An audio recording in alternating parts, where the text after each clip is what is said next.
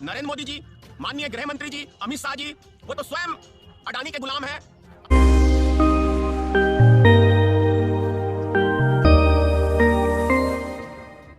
मैं धनेश्वर महतो। गुलामों से फरियाद करना 1% सही नहीं है। हमारे देश के जो प्रधानमंत्री हैं श्री नरेंद्र मोदी, वो तो स्वयं एक गुलाम है और हमारे देश के अन्नदाता इन गुलाम के आगे फरियाद करने में लगे हुए हैं।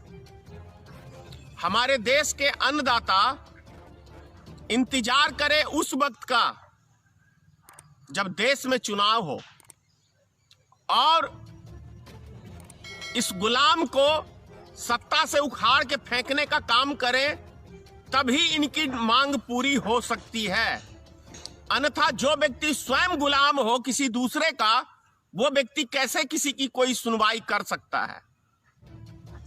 माननीय प्रधानमंत्री जी नरेंद्र मोदी जी, माननीय गृह मंत्री जी अमित शाह जी, वो तो स्वयं अडानी के गुलाम है, अंबानी के गुलाम है। तो जो व्यक्ति खुद इन दो व्यक्तियों का गुलाम है, हमारे देश के किसान भाई उनके आगे आज 1 महीने से ज्यादा होने को जा रहा है, आंदोलन करके उनको मनाने में लगे हैं। लेकिन हकीकत में ये कानून नाम के लिए मोदी जी ने संसद में पास कराया है, लेकिन ये कानून तो 2017 में ही पास हो गया था, अडानी और अंबानी ने कर दिया। तभी तो जो कानून 2020 के अंदर लागू किया गया है मोदी सरकार के द्वारा, वो 2017 में गोदाम बनना अडानी और मुकेश अंबानी का चालू हो गया था।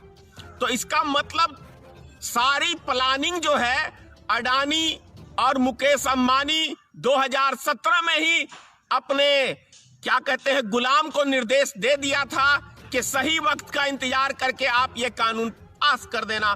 तो गुलाम ने वो कानून पास कर दिया। अब जब गुलाम ने पास कर दिया, तो जब तक इनके आका मोदी जी के आका अडानी और मुकेश अंबानी जब तक वो स्वीकृति नहीं देंगे, तो मोदी की क्या मजाल है कि वो किसानों की मांग को पूरी कर ले और एक लफ्ज मुख से बोल दे। आपने देखा ना, अभी 2 दिन पहले संजय सिंह, आप पार्टी के नेता और उनके कई नेता विरोधी दल के नारा लगा रहे थे, एमएसपी वापस लो, मोदी जी हमारी फरियाद सुनिए। लेकिन मोदी जी एक गुलाम की तरह ऐसे नतमस्तक होके पतली गली से निकल लिए। आप सब ने, पूरी देश की जनता ने देखा, पूरी दुनिया ने देखा कि कैसे गुलाम सर झुका के वहां से खिसक गया। तो हमारे देश का पिछले 70 साल के इतिहास में ऐसा गुलाम प्रधानमंत्री कभी नहीं बना। हम लोग बोलते थे कि मनमोहन सिंह को, जितने भी उस टाइम में विपक्षी दल थे, वो कहते थे मनमोहन सिंह जी सोनिया जी के इशारे पे नाचते हैं। लेकिन कम से कम वो एक पार्टी के तो थे, लेकिन एक हमारा अभी का वर्तमान का प्रधानमंत्री नरेंद्र मोदी और हमारे देश का गृह मंत्री अमित शाह, वो तो 2 उद्योगपति के उंगली के इशारों पे नाच रहे हैं।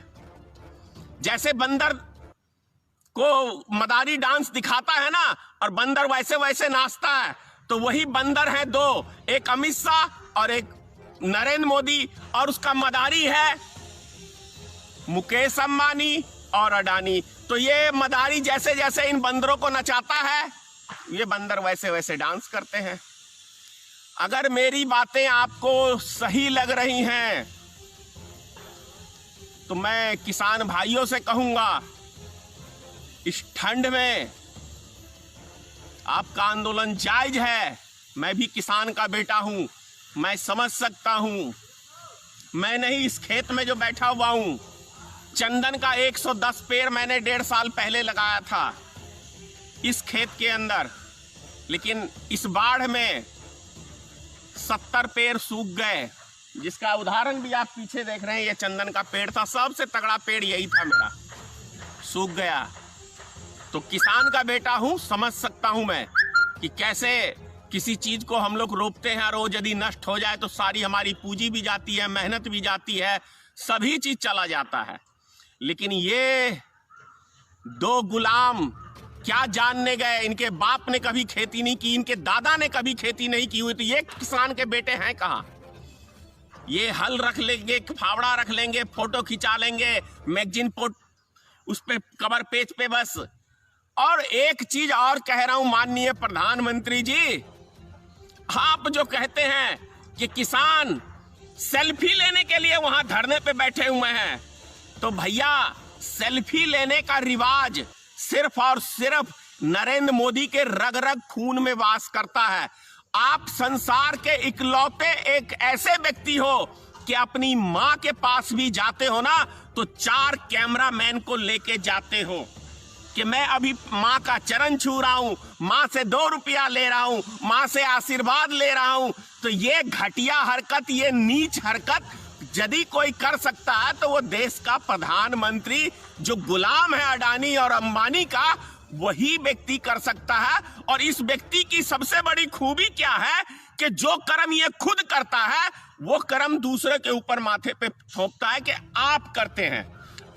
विपक्ष को बोलता है झूठ बोलते हैं, लेकिन हकीकत यही है कि नरेंद्र मोदी से बड़ा पाखंडी, नरेंद्र मोदी से बड़ा कोई झूठा, नरेंद्र मोदी से कोई बड़ा जुमलेबाज इस संसार में, इस पृथ्वी पे न पैदा हुआ है और ना कभी भविष्य में होगा। जय हिंद, जय भारतीय मित्र पार्टी।